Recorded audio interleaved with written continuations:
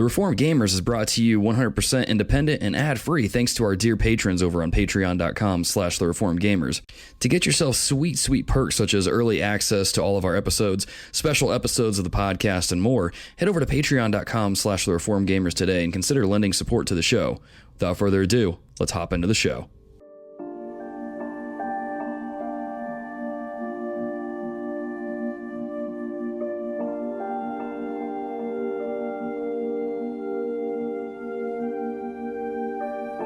Hello and welcome, dear listeners, to episode 146 of The Reformed Gamers, the show all about theology, video games, journeying into creepy houses to learn our family history, and anything else that we can think of. I'm your host, Logan, and joining me for this episode is, you guys remember him from our God of War episode, Matt Millsap, joining us back on the show. Matt, say hi, man. Hello. Now, Matt, remind me again, you are at Midwestern, but what professor are you of over there? Professor of Christian Studies, assistant professor of Christian Studies at Midwestern Seminary. Right on. I know some of our listeners follow you on Twitter, but I was just trying to remember what it is that you do over there. Yeah. And then, so we're excited to have Matt back on joining us, but we also have another special guest, which is Ched Spellman, also as an associate professor at the same college, I believe, right, Ched? At Cedarville University. Cedarville, that's right, because Adam knows you. Yes. Right on. And speaking of Adam, Adam couldn't join us on this episode. He is ministering to some college students, as he normally does, and so he won't be able to make it back on the show. I know he's been gone for a long time on the show, but trust me, there will be a day relatively soon that Adam returns, and it will be one of those joyous occasions. But in the meantime, if you guys haven't noticed by the intro music, the cover art, the title of the episode, we are going to be talking about What Remains of Edith Finch, a game that was previously free on PS Plus. It's available on just about anything, PC, Xbox, PlayStation, all those. And it's also coming to the Nintendo Switch here pretty soon. It was just announced today, the day that we are recording this. So you guys can look forward to that if you are playing on the Switch. Before we get into the show, a little bit of housekeeping real quick. As always, we've got some new YouTube content going up over on youtube.com/thereformedgamers. You guys can check out episodes of Fury, Crash Team Racing, and Bloodstained Ritual of the Night. They're going to be up over there on youtube.com. Be sure to check those out. If you're following us on Twitter, you probably already saw those, but just in case you didn't, in case you're more of a on the Facebook or Instagram or something, go check that out, youtube.com/thereformed gamers. Without further ado, though, let's go ahead and get into the show. We're going to start off like we always do with a little bit of what have we been playing. And Ched, since you are the first, like the brand new guest of TRG here, we're going to let you go first, man. What is it that you have been playing lately? Well, recently I finished up my trek through Red Dead Redemption 2, the main story. So I enjoyed playing through that. I've also been playing Apex Legends, typically very short games of Apex Legends. So don't make it very far in that. But those are a couple of games I've been playing lately. Right on. I have the same problem in Apex. I usually just kind of land, and then I usually go scour for enemies or scavenge for weapons. I probably shouldn't scour for enemies right as soon as I drop, but I do it anyway, and then I always get knocked out, and I'm always that guy on the team, so I can relate. Yeah, I like to drop hot, but doesn't always end well. Yeah. We're just trying to get into the action. We're trying to have some fun when we play. Yeah. I get it. That's awesome, man. That is awesome. What did you think of Red Dead? I liked it. I was I enjoyed the sprawling nature of it. It took me a while to get through it, but I liked how the story unfolded, kind of the layered nature. I liked how the character development kind of started to pick up towards the end, kind of focus on what does it mean to be good. I started to see, like with Arthur, what does it mean to be a good man? I thought that theme was really interesting, and I'm really interested in the time period in westerns. It's one of my favorite literary genres, So of a game where I could roam around as a cowboy, that was pretty good. So right on. That's still a game that I need to finish. I don't know if Adam's finished it or not yet, but I've heard a lot of good things. Lots of good things. Cool. Well, let's switch it over. Matt, what have you been playing, man? What have you been getting into recently? Well, recently I've been on a little bit of a retro kick, I guess. So a little bit of backstory here. The Super Nintendo RPG Earthbound, I actually played that back when it originally came out, when I was about 14 years old, and loved it. And have never played it since. And for some reason, I just kind of got an urge. I was like, you know what? I think I may want to try to go back and play that because I'd forgotten a lot about it and wanted to see if maybe it still held as high of a place in my heart as it did, back then when I was an early teen. See if I'd enjoyed it as much as I did back then. And it's been a great experience. I hadn't ever played the game prior to that, which would be, in the Japanese series, there's Mother 1, Mother 2, and Mother 3. Only originally Mother 2 was localized in English as Earthbound. But then I guess it was, I don't know how many years ago it was, maybe back in 2000, gosh, I can't remember, 2013, somewhere in there, maybe 2014, Nintendo just all of a sudden, as a surprise released the English version of Mother 1, which apparently had been translated but never released in the United States way back when. So I thought, if I'm going to replay Earthbound, then I might want to go back and play this when Nintendo released it for the Wii U. So I recently purchased that and downloaded it from the Wii U eShop, which, believe it or not, is still functional. Oh, wow. for those of you out there wondering whether or not the Wii U eShop still works, yes, it does. So, but anyway, bought Earthbound Beginnings is what they called it for the re-release and played it. It was an experience. I guess that'd be the best way of putting that. I mean, definitely archaic in terms of both of its controls and graphics, and really just the way that it played and the story and everything. So, but I at least wanted to play it because I hadn't played it before and see a little bit of a background there going into my replay of Earthbound, which I'm in now about halfway through. And it's great. I love it. I mean, I have a special place in my heart for 16-bit RPGs. Anyway, because they were just my favorite genre growing up. And so, it's been a great playthrough, still just as quirky as ever.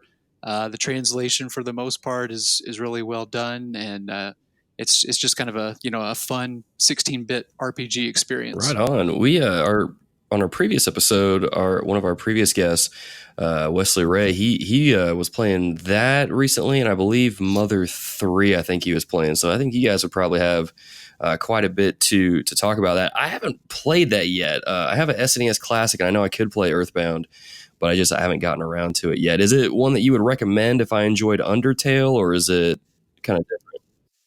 Oh, yes. Yeah, definitely. So, I mean, Undertale, it draws a lot of influence from Earthbound. Okay. And so you would see a strong parallel between the two. And regarding Mother 3, hey, if Nintendo will ever localize it in America, which may or may not happen from what I understand, Mm-hmm. you get the cries from the Mother fanboys every E3, Yeah. waiting, begging Nintendo to localize Mother 3. Yeah. So we'll see if it ever happens, if it ever materializes. Yeah, I do remember seeing that a lot on Twitter. A lot of Earthbound 3 tweets getting sent out. So we'll see. We'll see. Hopefully it won't be like Half-Life 3, and we'll actually see it over here at some point. But yeah. Well, as far as what I've been playing then, I'll get through that real quick. Mainly just been diving into Crash Team Racing on the PS4. Never played the original game on the PlayStation 1 because I was a little bit weird growing up when everybody else was getting a PlayStation 1 or an Xbox. I bought a Super Nintendo and was playing that. But it's been fun. It's definitely a different kind of kart racing game. The way that you do drifting is very I don't know how to really describe it, but it's definitely a little more strategic, I guess, complicated than Mario Kart. It's just one of those things where you have to play it to really get a feel for how the drifting works. And I know that has pushed some people away from playing it, as I've noticed on both Twitter and on Facebook. But I've been really enjoying it. I think out of the 3 kart racing games that are available now, between Crash Team Racing, Mario Kart 8, and Team Sonic Racing, I think this one is up there. It nudges a little bit higher than Mario Kart 8 in my own personal kind of tier of races. Wow, that good, huh? It just, there's certain things that it does better than Mario Kart. Like Mario Kart 8 has the Grand Prix thing that you select a set of courses, you go through and you get your cup at the end. But Crash Team Racing has like an adventure mode where it drops you in this hub world that has 5 different races, and you complete those. And then when you complete those, it opens up another hub world that you can go to. And so it kind of adds this cool, it's just a different way, I guess, of structuring it that just makes it seem, I guess, more of an adventure. So it's aptly named, but it also allows you to move around that hub world, replay races, get collectibles, do time trials and stuff all within that. So I think it's just, in terms of structuring things a certain way, I think Crash does it better. But in terms of accessibility, that you can just hand the controller to anybody and they'll be able to pick it up pretty easily, Mario Kart takes the cake on that one. It's just, it's the perfect party game. Crash Team Racing is a game I don't see people pulling out when they have friends or family over to race, because of just how different the mechanics are. It's a little more in depth, I guess. It requires a little more from the gamer themselves rather than Mario Kart's just pick it up, play, have fun, goof off. So, and Team Sonic Racing isn't bad. It's just, I don't know. When you stack it against these other 2 games, it just kind of lacks a certain level of polish that the other 2 seem to have. But they're all pretty good choices of kart racing games available to us now, which is always good. It's always good. But yeah, and plus you can play all 3 on the Switch. So there you go. So let's switch over to what have we've been reading. Ched, let's kick it back to you, man. What book have you been checking out lately? What have you been getting into? One of the things that I've been working on is a research project on the Catholic epistles in the New Testament, James, the letters of Peter, the letters of John and Jude, thinking about them not only as individual letters, but also as a unit. So in the early church, these were gathered together as a canonical unit called the Catholic Epistles. So one of the books that I've just been revisiting on this, a recent book, thinking about this question is called The Letters from the Pillar Apostles by Darian Lockett. So I've been working through that. I've also been reading Kevin Van Hooser's new book, Hearers and Doers. So trying to help pastor theologians think carefully about the relationship between doctrine and discipleship. He has this nice little phrase of thinking about doctrine as Christ for us, and then discipleship as we for Christ. So thinking about taking some theological method concepts and translating them for the churches. So those are some of the things I'm trying to work through right now. Gotcha. Is that a pretty hefty workload? It sounds like it could be. The Van Hooser book? Mm-hmm. This is for Van Hooser. He's trying to bring it down to a kind of for pastors. So this is one of his most readable books, I think. Okay. Right on. So he has this nice chapter at the beginning. He's talking about pastor theologians bringing not only thinking carefully about the biblical world, but also thinking carefully about cultural text. So thinking about the images and metaphors that are embedded in the cultural texts that we encounter in society. So some relevance to, thinking about films and video games, and thinking about what is the what is the good news about, according to this cultural text, things like that. And then he shifts into thinking about how those themes can be brought to bear in either critiqued or informed by the gospel. Huh. So that's good. I'd recommend it. I'm still working through the beginning parts of it. But. Yeah, that's pretty cool. Are you familiar with the podcast Popcorn Theology at all? I have not heard of that, but it sounds tasty. Yeah, it is. It is. That's funny. I want to let Richard know that's a new way to describe his show. That's something that they tend to do on their show. They'll watch a movie and then kind of review it from that lens and talk about those themes. Mm-hmm. Similar to kind of what we'll be doing tonight, actually, with Remains of Edith Finch. But yeah, if you haven't checked that out, there's an early recommendation for you to check out. Okay. It's Popcorn Theology. I think you might be into it. Okay, great. So let's go to Matt. Matt, I don't know why I said also. Words are hard. But Matt, what have you been reading as of late, man? Yeah, so a lot of the reading that I tend to do revolves around theology and popular culture, or theology and technology, sometimes where those intersect in different ways. And one book that I've been reading lately that's been particularly enjoyable and good is the book called Transhumanism and the Image of God by Jacob Schatzer. Jacob is a professor at Union University.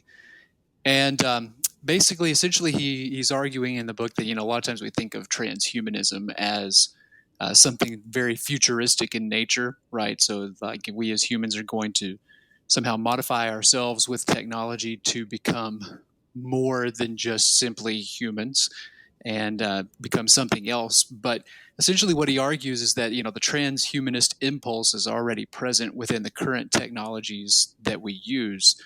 He's not writing from an alarmist perspective in terms of, saying, we have to all become Luddites and reject technology completely because of the ways that it might be changing us, but rather just paying attention to current technologies that involve us as human beings and who we are, the relationships that we have, our health, what it means for us to be made in the image of God, and the ways that technology has already impacted those areas of our lives.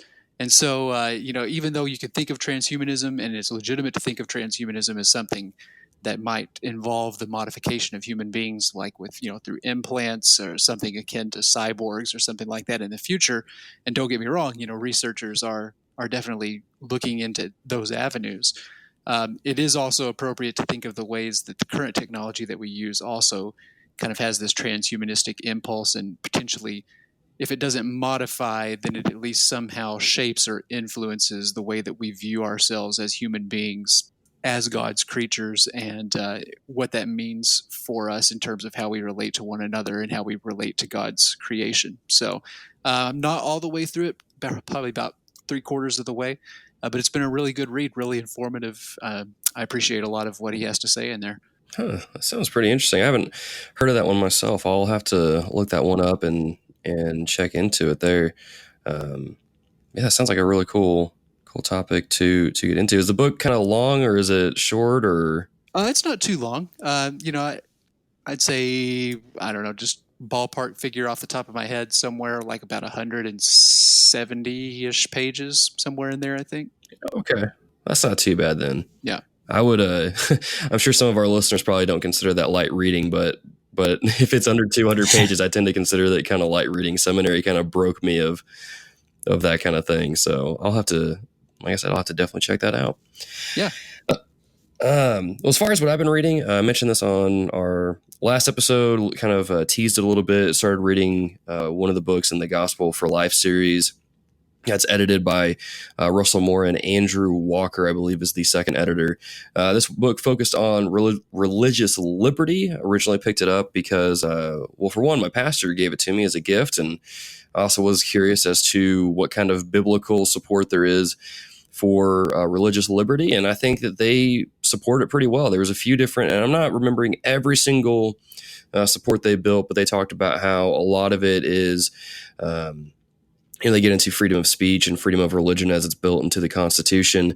And then they talked a little bit about how supporting this kind of law is akin to loving your neighbor, and that it also gets you to think about how, if let's say the government were to infringe or tone down someone else's right to worship or just religious liberty as a whole, then that means that it could potentially get to you as Christians or vice versa. And it was just, it made you think a little bit, it made me think a little bit about that, how I didn't even really consider that. It just kind of makes me a little nervous just because, depending on your view of government, you may or may not trust them with this kind of thing. And they talk about that in the book about how, this is something that religious liberty as a whole is something that is definitely more attacked, more so now than it has been in prior years. But at the same time, it's the most secure than what it's been in the prior years. And so it's pretty cool. I think it's worth checking out regardless of your view of government. And I think it was well worth a read. It was pretty short as well. It was roughly a little over 100 pages. No, it was right at 100 pages, I believe. So you could probably finish that in a weekend if you tried really hard, maybe even an afternoon if you read pretty quickly. But yeah, it was pretty good. It was definitely interesting. You can see my reviews and stuff on Goodreads, but yeah, it's worth checking out in my opinion. Maybe it'd be worth having a discussion on the show about, since we also deal with theology on here. But that's it. That is it for what have we been reading. So let's go ahead and get into the topic of the show, where we're going to talk about What Remains of Edith Finch. Now, if you're new to the show, if you're a first-time listener, then kind of how we structure these episodes where we take a deep dive into the games themselves, what we do is we normally go through the development history, just kind of hit a couple of highlights. We don't really go through the entire development of the game. Otherwise, this would be a really, really, really, really long episode. But we'll talk about that, kind of give our spoiler-free impressions / reviews of the game, so you have an idea of kind of where we're coming from, some of our thoughts on the game. But the moment we get into the actual themes of the game, that is where we're going to get into spoiler territory. So that's your opportunity to pause the show, go play the game, then come back, and then you can listen to the rest of the show. Or if you don't care about spoilers, then you can just keep listening. It's totally up to you. But let's go ahead and get into the development history of the game real briefly. So What Remains of Edith Finch is the second game developed by the team from Giant Sparrow, led by creative director Ian Dallas. If Giant Sparrow sounds familiar to any of you listeners, they also worked on The Unfinished Swan, which was actually their first game, and I believe that too was a free game with PS Plus a while back. And so you guys might be familiar with that game. Now, the concept for What Remains of Edith Finch was described by the game's director as an interactive. They wanted the game to be an interactive experience that evokes what it feels like to not have a moment of finding something beautiful. Wait, did I read that right? An interactive experience that evokes what it feels like to have a moment of finding something beautiful yet overwhelming. And so the game walks you through a series of mini experiences. And they used a kind of the framing device that they came up with. This was set inside of a house with different rooms, and kind of set with they tried to model it a little bit after, it says here, the Canterbury Tales, set in a modern day high school. This is what they did first before the house has been, with the concept of the family deaths and going through the family tree. It just didn't really work out that way. And so they considered forming it to be similar to an anthology, kind of like the Twilight Zone, while borrowing concepts from the novel 100 Years of Solitude, which similarly involved overlapping stories of different family members throughout that story there. Now, of course, as it says there, you go through the house, you go through the different rooms, and as you go through each room, you learn a little bit about a particular family member within the Finch family. And when they were developing the game, it's not really until the second to last bedroom where you come across Lewis. They show that he kind of got into drugs a little bit, and that's when they realized that when they were developing his room, that they could actually use the rooms and the content inside those rooms to tell you more about the particular family member rather than you just going into the room, opening a journal, and then they do it that way. So this led them to actually go back and change a lot of the previous bedrooms to add in those expository elements for each character. And this was just within the last couple months of the game's release. And so when you go into each room, that is something you see that wasn't originally there at the beginning of the development. And I'm glad that they put that in there, because that lended itself very well to telling you a bit of a story without telling you a story, if that makes sense. Now, the team also wanted to leave some of these mini experiences open-ended as to what exactly happened. And so that's why some of the elements are a little more kind of fantasy-ish. And you don't exactly see what quite happened to some of the family members.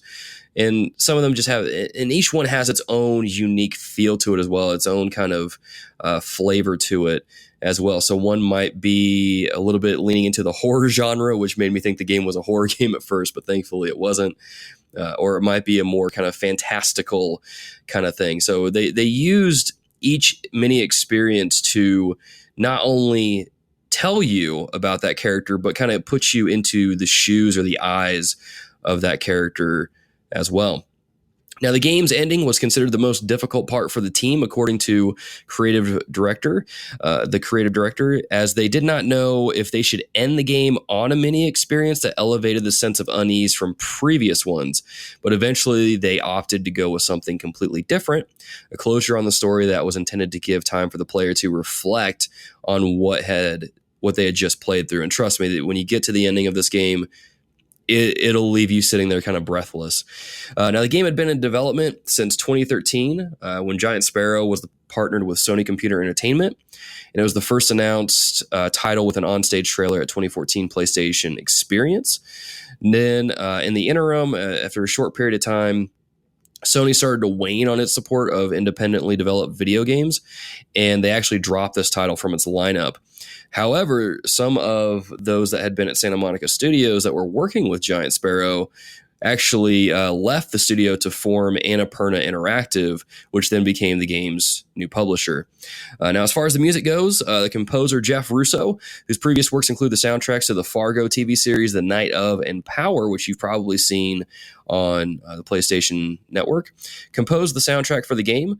For Barbara's sequence specifically, it's played out in the pages of a comic book styled after Tales from the Crypt. Dallas had Russo try to create a soundtrack similar to the theme song from John Carpenter's Halloween. And Dallas had considered asking Carpenter to narrate this section, but at the time, the video game voice actor strike was going on and they weren't able to make it happen. But Carpenter did agree to license the use of the Halloween theme for this sequence, which, much to my own terror, it came up, and that one of my favorite horror series, but at the same time, one of the most terrifying ones I've ever watched because of that music. Now, when the game was released, it received generally positive reviews across PC, PlayStation, and Xbox platforms. Destructoid's Brett, I'm not even going to pronounce his last name, but he gave it a 9 out of 10, saying it's a hallmark of excellence. Though there may be flaws, they are negligible and won't cause massive damage to the experience. What Remains of Edith Finch won the award for Best Story in PC Gamer's 2017 Game of the Year Awards and was nominated for Game of the Year, which is the same thing. It was also nominated for Best Xbox One Game in Destructoid's Game of the Year Awards 2017, for Best Adventure Game and Best Story in IGN's Best of 2017 Awards, and for Best Moment or Sequence, which is specifically to the Cannery Factory sequence in Giant Bomb's 2017 Game of the Year Award. So pretty big game, a pretty interesting development history. But let's talk about the game itself just real briefly, guys. Let's give our general impressions, spoiler free, of course. What did we think of What Remains of Edith Finch? Ched, let's go with you first. I think this is one of my favorite games from certainly from last year. Playing through it, I would say this is one of my just favorite games in general. It's a brief game. but it keeps you moving. One of my favorite things is the way that it continues to shift the game mechanics, the way that the game changes, the short story collection, and the way that it all kind of comes together, the way that it is able to tell a story through those basically 13 short story collections through the house as Edith works her way through the house. The way the gameplay blends with the stories and the themes. I think those are some of the things I like the most about it. And there are a few favorite moments that I have, but I can save those for later in our discussion of some of the specific features of them. But some of my first impressions are just playing through the game and seeing how the game flows, and then noticing all the interconnections between the different parts of the game. I think those are my favorite parts of the game from just first impressions. Right on, right on. Matt, what about you, man? What did you think of the game? Yeah, I agree with Ched. I think it's a wonderful experience. It's really tightly done, so you don't ever feel like while you're playing it that you're wasting your time or having to grind or potentially fail things over and over again and having to repeat them. There's not really any of that. It's relatively straightforward. The genre is a lot of times what is pejoratively referred to as walking simulator. So in the same vein as Gone Home or Firewatch. I think it was Dear Esther maybe that really sort of set off the whole sort of walking simulator, quote, walking simulator, as a genre. And, like I said, initially that was used in a negative sense. People were referring to that as, well, is this really a game if you're just simply sort of walking around and interacting with the environment around you? Well, with What Remains of Edith Finch, it actually does a little bit more than that. You're not just simply interacting with the various objects and say like picking them up and sort of reconstructing the story, although there are some elements of that present. But as Ched mentioned, each one of the short stories that are part of the overall experience sort of has its own mechanics to how that sequence is supposed to be played by you as the player. And so that keeps things, pretty fresh, I think. You're not just spending all of your time walking around and clicking on things or picking things up, looking at them or whatever. But instead, as you're going through the house and as you're making your way through these various stories, the sequences that are part of those stories are requiring you to do different things that you haven't done elsewhere in the game prior to that moment. And so there's a little bit of sort of figuring out exactly what it is that the game is wanting you to do to try to advance each one of those stories. And the game does a really good job too, I think, with the mechanics of that working pretty seamlessly in most instances, in terms of there not being a whole lot of dissonance between what the mechanics are and what the controls are that you're trying to figure out and the actions that are taking place on the screen. So it doesn't like feel gamey in a way, I guess would be a good way of putting it. You're kind of wrapped up in whatever that particular story is, and you're wanting to find out more. You're wanting to see where this leads and where it's going to go. And in many cases to see whether or not it's going to play out as you expect that it will. And we'll get into that a little bit, later with the spoiler territory. But as you're doing that, the controls work pretty well with that. So you're not feeling like you're playing a game at the same time that you're making your way through the story. And so overall, great experience. I think it's a very emotional and moving experience for many people who play it. So, if you go into it with an open mind in that regard, I think that you'll get a lot out of it. Yeah, for sure. This was, I know for me, this was a game that I was kind of, I mentioned this a few times going into it. I was a little apprehensive to play it because when I first started playing it, I got the same feeling I did when I first started playing Gone Home, and I was like, oh no, this is a horror game. What did I get myself into? I don't want to play a horror game for the show. But as you get into the game, and you realize, oh, this isn't a horror game. As you go through, and it's like, okay, this is a storytelling experience kind of thing, or a walking simulator. Some people would probably call it. But I have to say that this, I have a lot of conflicted feelings about this game, and that's mainly because I finished it earlier this week. So I'm still processing a lot of the game itself and some of the different themes that were in there. But out of all of the storytelling experience kind of games that I played, or walking simulator games I played, this is probably my favorite out of all of them. When you stack this up against Everybody's Gone to the Rapture, Firewatch, Gone Home, I much prefer this one because of what you guys have said with how it constantly kind of keeps you moving to a degree and changing the gameplay up to where it never really gets boring, so to speak, like some of those other games can get during the more slower portions of the storytelling. And I liked how they really got you to understand the different characters by essentially putting you in their shoes. I think the one that hit me the most was Lewis's story, because I think probably we can all, well, I'll get to this in spoiler things, but I think with that one we can relate to it to a degree with, maybe we're working a normal 9-to-5 job, and then we kind of daydream about the more adventurous side of life. And so I think we all can relate to that a little bit, but man, it's a very, because I went in this game blind. I had no idea what this game was even about. And so going into it completely blind, and after you go through some of the stories, and it's like, oh, this is kind of when you have that realization of like, oh, this is what the game is about. It's about this kind of story with these kind of themes. It really does a good job of hitting that theme home, really, kind of really getting it across that way, but not in a way where it just like beats you over the head, but in a way where you kind of piece things together and you're like, oh, wait a minute. So it's cool. It's really good storytelling, really good writing, and just really good. It's really good music all around too. The music lends itself very good in different parts of the game. I'm really glad it wasn't a horror game, save for one section, but we'll get to that here in a second. So I think it's a pretty cool game. I think it's worth checking out, especially if you got it on PS Plus for free. I mean, it's a relatively short experience too, 2 to 2.5 hours of time. It's really cool experience. So with that being said, we're going to get into the themes of the show, or themes of the game here on the show.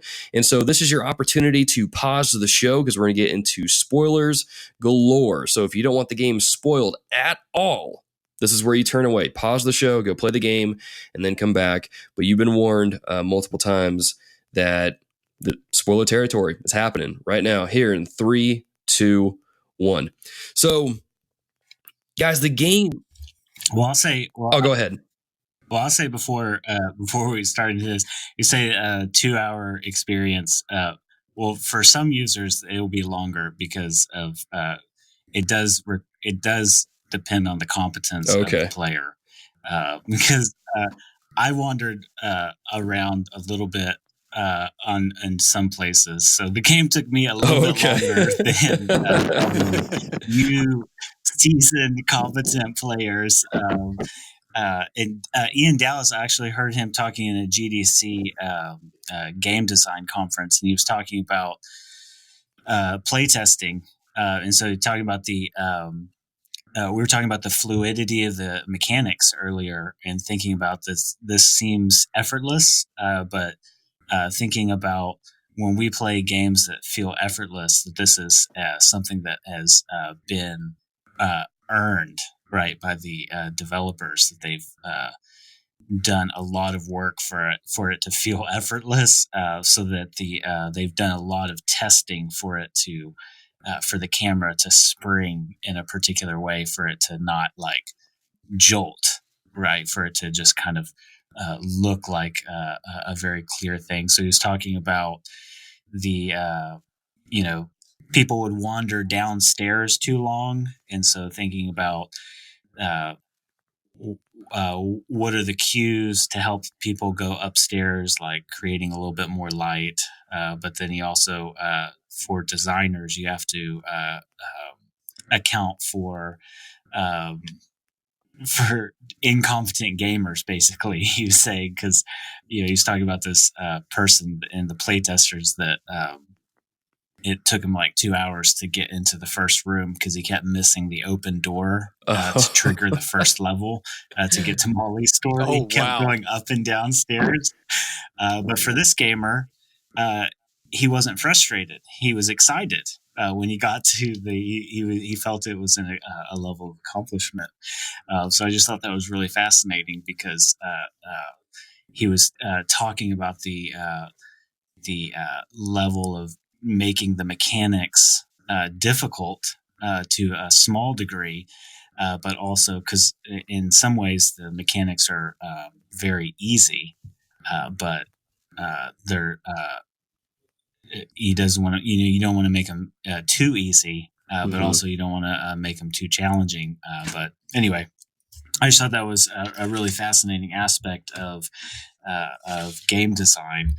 That we're everybody's going to have a different gaming experience, but at the same time, these are curated difficulty levels as well. Yeah, that's very cool. Sorry, I didn't mean to interrupt. No, that's fine. It's good stuff, and that's a good way to kind of kick it off into talking about the game itself. Is just the way that the game is designed in terms of telling you the stories of the different characters and of the different families. And one of the things that I really enjoyed was the way that it kind of told you the story. Normally, when you're playing these games, it just has the main character talking and that's it. But they had these cool ways of putting the text on the screen in front of you, or just on something in front of you, to kind of keep you going, almost like leaving a breadcrumb trail without it actually seeming like a breadcrumb trail.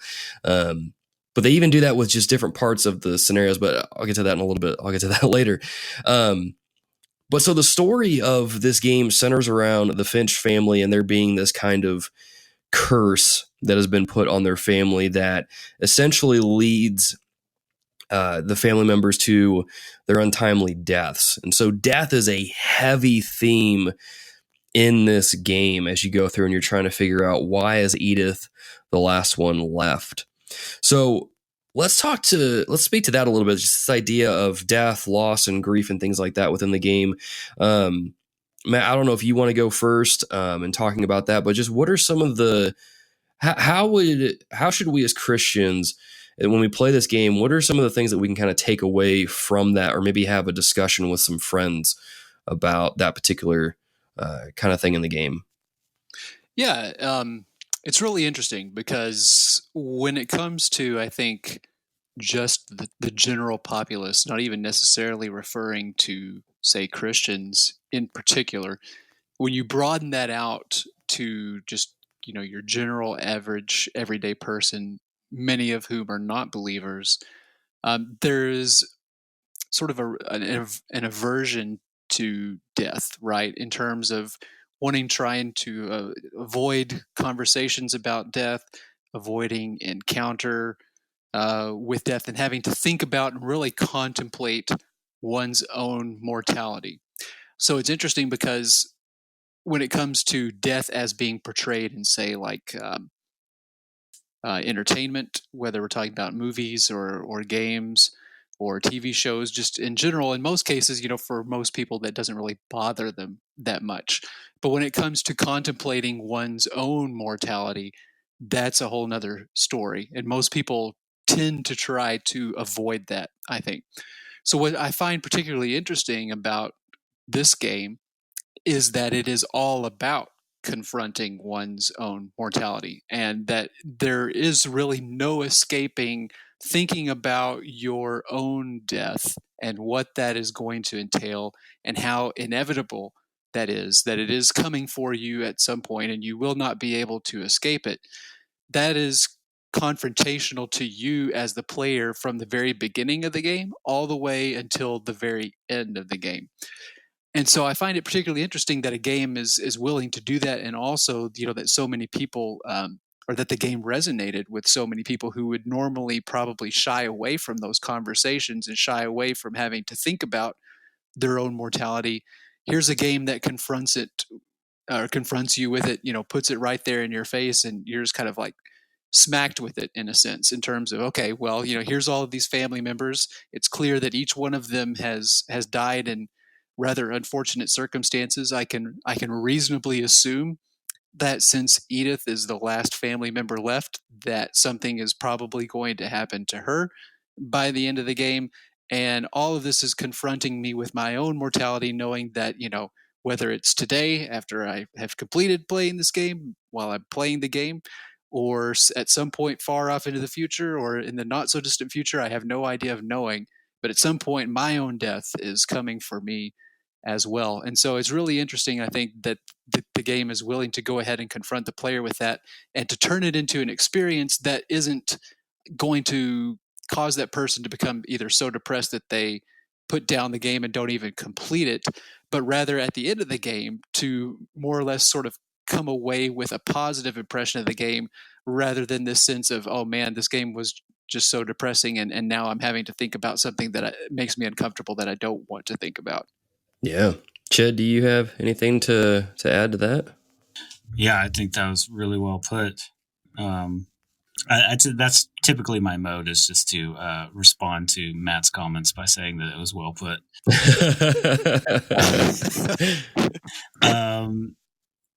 Yeah, I think I really like what Matt was saying. I think that is, in particular, for the way that this particular game treats the theme of death. I mean, it's very clearly one of the main themes that many of the other sub-themes branch off of. And I like the way that the house the house image kind of mirrors that in a sense the house used to be alive, right? It used to have people in it, but now the house is dead. It just sits there. Mm-hmm. But there's a bunch of rooms in that house. So just like the theme of death, there's a bunch of sub-themes that are buried beneath that theme. And so it just starts as you walk through that theme of death in the game. You're walking through the house. You're basically exploring the theme of death as you explore the house. So you see even this environmental storytelling that you alluded to earlier, as you learn about the different lives of the Finches. Once you get the concept of the game, you immediately realize, as soon as you learn, it's kind of the dynamic of the game. You start to learn the details of the characters' lives. You're preparing yourself to learn about their demise, their death. So you get this, in the blend of gameplay mechanics too. You get a new gameplay mechanic, which introduces a new story, which introduces a new experience, which for the player introduces a new feeling, which provokes a new emotion connected to a new theme. Which is all part of, as the game goes on, a pursuit of meaning, which is one of my favorite things about the game, is that at the end of every story, Edith pulls her notebook out and starts sketching her family tree. She's writing in her journal. So the entire story, like the arc that goes over the story as a whole, is Edith's own pursuit of meaning as you play through the game. And so I think too, the issue of genre of the walking simulator or the first person interactive, like contrasting that with like a first person shooter, where or even like a large scale action game like Spider-Man or God of War or something, where the objective involves the power fantasy of leveling up to higher and higher levels of power, or like a looter shooter where you're constantly the goal is to increase the power fantasy, to feel powerful, to fly, to go faster and faster, to sprint. by contrast, in a first-person interactive or a walking simulator, it's even in the name, it forces, you voluntarily, um, the game forces you to feel weak and slow, right? You're walking. So the whole point of the game is you're walking, you're investigating mysteries, you're looking for hidden objects, you're listening to voiced narration, like you're saying, you're looking at typography on the screen. So to quote win is to think about stuff, contemplate things. So the genre is in particular is well suited to carry a big theme like death. So I think a pivotal scene for this theme is I think it's halfway through the game where Edith goes outside. It's like when she makes a swing outside and she visits the pet cemetery, but then also the gravestones outside, and she circles back around, and she says something about she says my mom was always trying to move on, but for Edie the past never went away. So it kind of and then Edith, so you have three competing ways of dealing with death, memory, and grief. The mom was always trying to move on. She was locking up the rooms and sealing them. Edie was always trying to make monuments and memorials and statues in the house itself. And it seems like Edith is trying to forge, a third way, right? And so I think the genius of the genius of the game, the story is Edith is doing this for her son. And so the drama of the game is, what will the son decide? Mm-hmm. How will the son accept Edith's interpretation of all this? And then I think the genius of the game is that, at some point, inevitably the player has to grapple with this as well. What will the player decide? Yeah, that was a huge twist for me when it's revealed that Edith has gone through collecting all these stories for her son. I was like, whoa, wait a minute. So Edith, because I was hoping the entire time that Edith does live, she's the one that kind of breaks the curse, so to speak. But then you find out that this entire time she's been dead, sort of, and you've been kind of living out that moment to hand this off to her son. And it's a pretty big reveal. It's definitely that it's like when the developers said, they wanted to leave something that kind of made you sit and think about everything that you had just experienced. That was when it definitely did hit me. And I was like, man, I've got to take a break. I got to go for a walk or do something. Cause this was such a trip. Yeah. But yeah, it's interesting to kind of go through it and see how, you see the different reactions as the different siblings and family members pass away, how the mom tends to react. And I kind of thought about this when I was going through first and I saw all the doors were sealed. I'm like, why are they sealed? And then you kind of see that the mom started doing this after one of the brothers disappeared, and I can't remember which one it was. It might have been Milton. When he disappeared, that was when she started sealing all the doors, almost like she was trying to protect the family or try to keep them safe. But it just seemed like no matter what, it kind of lends itself to the inevitability of death. We can do a lot of things to try and keep it from happening.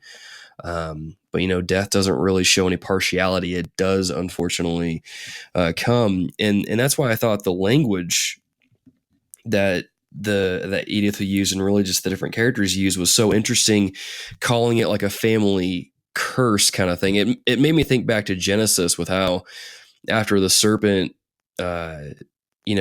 deceived Eve and then Adam were both deceived and then they were put under a curse. And then that curse brought in death. And I'm like, man, this is like making me think of a lot of just different things with how, yeah, we are all under a curse that leads to death, but how do we find a sense of meaning through that, which is like what Edith is doing. And that's when you start kind of thinking, man, we all really relate with Edith. We want to find a meaning to our lives, something that gives it just something more than just the mundane or something. But yeah, it's a really interesting thing. And it kind of listening to you guys talk, it reminded me of, because I've been reading through 12 Ways Your Phone is Changing You by Tony Reinke again this year. And he talks about how we use technology as a distraction for three different things. We use it to procrastinate, to distract ourselves that way, or we use it to isolate ourselves, distract ourselves from loneliness, or we use technology to distract ourselves from thinking about eternity. And what makes this game stand out, and you guys have said it before, is that this game makes you face it.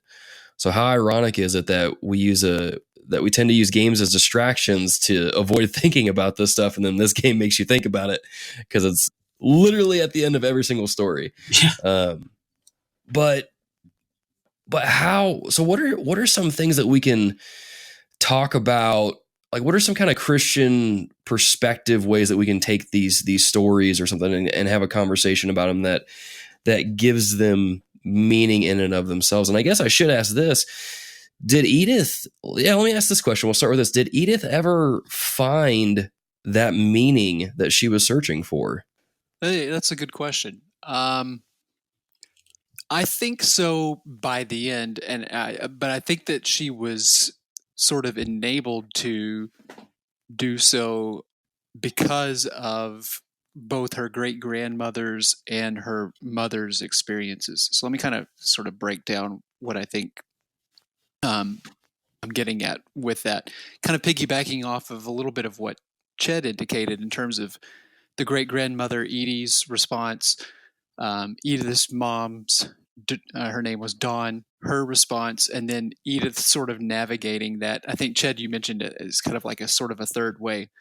So kind of following this progression, I think that great-grandmother Edie, if you notice in terms of each one of the rooms, she had memorialized that person and even sort of put artifacts in there, built sort of a shrine, if you will, to each one of the family members with artifacts of sorts that somehow related to their death and the way that they died according to the story that she told of the way that that person died, which I think is kind of a key to understanding Edie's response to death, because her response is to memorialize it and to not turn away from it. And so she had sort of developed these stories along the way regarding the family curse as to, sometimes the seemingly fantastical ways that some of these individuals in the family had died. Whereas when you get to, say, Dawn and her response to each of the family members' deaths and the supposed family curse is to avoid it, or to try to run away from it, or to somehow even try to prevent it, right? So she's sealing off the rooms. If you remember, Edith makes mention of the fact that Edie would still drill peepholes into the doors after Dawn would seal off the rooms so that no one could enter those and everything. So she's essentially sort of locking away the past, or at least attempting to, and trying to kind of stamp out sort of the lore of the family that Edie seems to revel in terms of memorializing the people in the family and the ways that they died. Dawn's response is to try to get away from it, or to try to escape from it somehow, or maybe even to avoid it in a sense, or to be in denial about it. And I think ultimately Dawn realizes that her response was incorrect, because the very fact that Edith is able to explore the house in the first place is a concession on Dawn's part, because she leaves Edith the key that Edith is going to use to begin to make her way through those rooms that were sealed off, and to put together more details about the stories of how each one of those family members died. So if you go back story-wise to near the end of the game, where Edith has gone back to her room and she's recalling the night that they left the house. And if you remember, the great grandmother Edie and Dawn have a fight about the stories, and Dawn is essentially like, look, enough is enough. Your stories have done enough damage here. People in the family have died because of your stories, and we're leaving. This needs to stop. Edie has left Edith a notebook or a journal or something that details some of these stories, and tells Edith to go out into the hallway and to open this present and everything. And so Edith does, and it's that notebook. And if you remember, at that point in the story, this is the night before they leave, Edith and her mom get into a fight over the book and the stories, and it ends up getting ripped in half. And so I think we're left to assume at that point that Edith was never able to put together these stories completely on her own because of the circumstances that took place. Yet prior to or at the event of Dawn, her mother's death, she sort of makes this concession of sorts and says, okay, well, I'm leaving the key, not only leaving the house to you, but here also leaving the key that's going to unlock all of these stories, because I essentially was in the wrong in trying to prevent you from knowing these things, and also potentially trying to prevent you from suffering a fate that's been similar to all of everyone else in the family, if indeed the stories are responsible for the people's deaths or for the family members' deaths, or if there is indeed a family curse. So in relation to that, specifically from a Christian perspective, I think that we can all sort of find an element of our own reaction to death in each of the family members' response. Maybe at times we're more like Edie, and our focus tends to be on the memories that we have of our loved ones. Maybe sometimes our response might be more akin to Dawn's response, and just not wanting to deal with it, right? To kind of isolate ourselves, to do whatever we can to be in denial about the fact that death is real, that death is our fault due to the curse of sin. And that is something that we're all going to have to experience. And then at other times, we might find ourselves to be some sort of a middle way there, in terms of Edith trying to navigate that and to understand it, and maybe to take a little bit slightly more hopeful response. And even though Edith's response doesn't necessarily translate one-to-one with what a Christian response to death should be on the basis of Scripture, you do find that by the end of the game, she seems to be the most hopeful out of all of the responses that were there. It's not just simply a memorialization. It's not an attempt to escape death, but rather sort of a hopeful understanding and even wonder, if you will, at the very fact that any of us have been granted the gift of life at all, even in the first place. Mm-hmm. Yeah. That was something cool that kind of came out during that, when it reveals that you were going through all the houses, or as you were going through the house, that you were getting these stories, and you were leaving this all for Edith's son, that, she talks about life being a gift. And I'm like, oh man, this is a huge shift in tone from the rest of the game. It just kind of gives you a little bit of light there. And it's kind of, I'm sure this is by design, but as you kind of play as Edith's son being born, there's a light at the end of the tunnel. And so it just kind of comes full circle and giving you that moment of giving you a little bit of hope there. So that's really good. Ched, what about you, man? What do you think? Yeah. I think what y'all said is great. And like I said, what Matt said is well put. I think one of my favorite rooms in the house is when you get to the very top of the house, kind of the conclusion of the game, as you're building in layers, is this the final room is you get to the, there's this globe that's glowing in the attic. And it's in that room is like these little paper mache dolls, and it's like got little reminders and trinkets. It's one of those interconnections to like lots of the other stories in the house. But it's also the little globe has got like words. So kind of connecting back to the journal and written, this a pursuit of interpretation in words, but sitting on top of a book that says On Death and Dying. So kind of the relationship between the major theme of death and this pursuit of interpreting what's going on. And then that final scene when Edith's voiceover, the dialogue of just thinking about, I have the what she says here. If we live forever, maybe we'd have time to understand things. But as it is, I think the best we can do is try to open our eyes and appreciate how strange and brief all of this is. It's a lot to ask, but I don't want you to be sad that I'm gone. I want you to be amazed that any of us ever had a chance to be here at all. So that's what she says to her son. That's her last words of her journal. So that, some of the echoes of how strange and brief all this is, kind of echoing the language of James. Life is a vapor. It's kind of the fragile nature of life. But one of the things that Ian Dallas talks about in a lot of the interviews when the game came out, when he talked about the purpose of the game, the dual focus of the game, he talked about what he wanted to remind players of was a sense of their own mortality, and also to give players a sense of wonder about the world around them. So that's kind of the themes that we've been talking about. And that's kind of articulated in this Edith's last words. So I've thought about that in terms, too, of just kind of a Christian response to our theological engagement with the message of the game as a whole. Is that I think that a Christian response should say more than that about the meaning of death. But I don't think it should say less than that, in the sense that, as we kind of alluded to at the beginning, I think Matt said it, of sometimes we, because we believe in the hope of the gospel and the hope of resurrection, sometimes we short circuit an exploration of death and grief and the memory of loss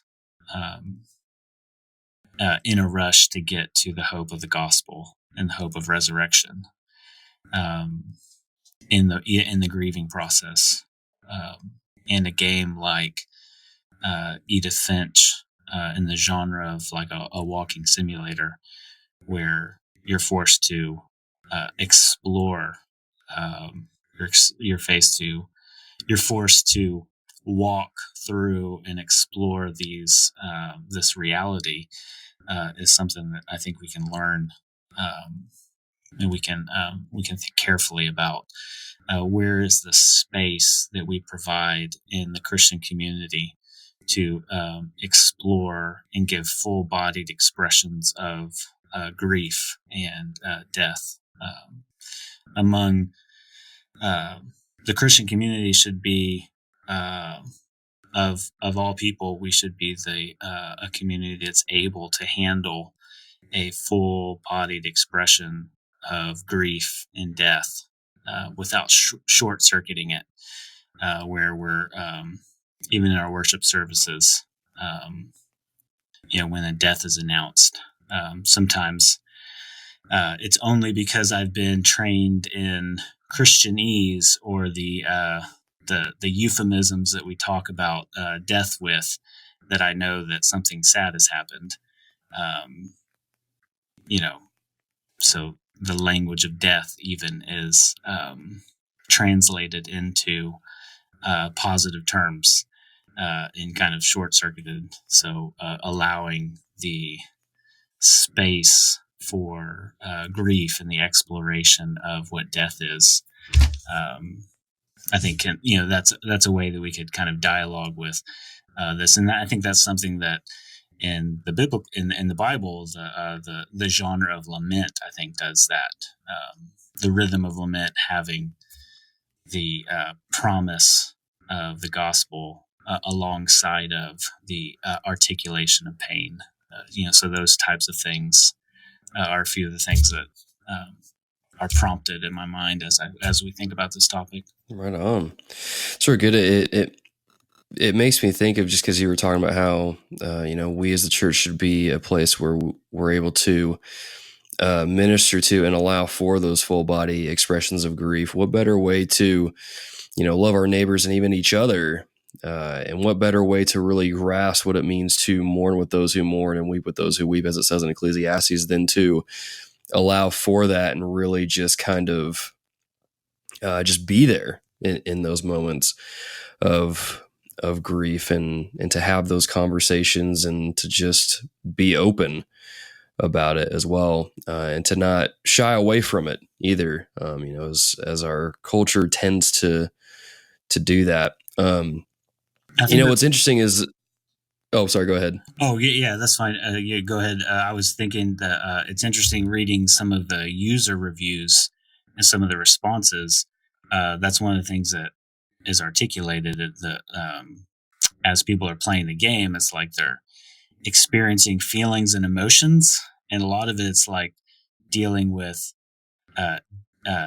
death and feelings that I think they're exploring those emotions in their own life. Mm-hmm. So I think that communicates something to us as the believing community that says there's a value in what this cultural text is accomplishing, that we should think carefully about.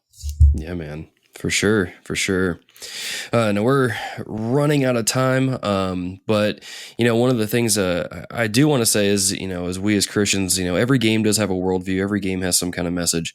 And so with this game here, it's definitely talks about things that our culture is wanting to have the answers to. It's wanting to discuss and to figure out what it all means. And I think this game here, especially if we've got friends that are playing it that aren't Christians, this would be a great opportunity to discuss those themes with those friends. And hopefully this episode has helped you kind of get a grasp of some of those themes and to ultimately lead that into a gospel conversation, to give folks that meaning that they're searching for in their lives. And that is the gospel of Christ. So, but yeah, Edith Finch, dear listeners, if you guys have played the game, if you guys have some thoughts on it or just questions or anything like that about what we've discussed, as always, you can hit us up on Twitter, on Facebook, all the different avenues.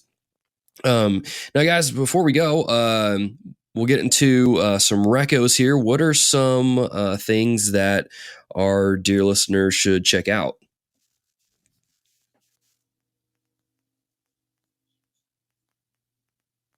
Who's going first on this? Oh, my bad. Go first, or Ched?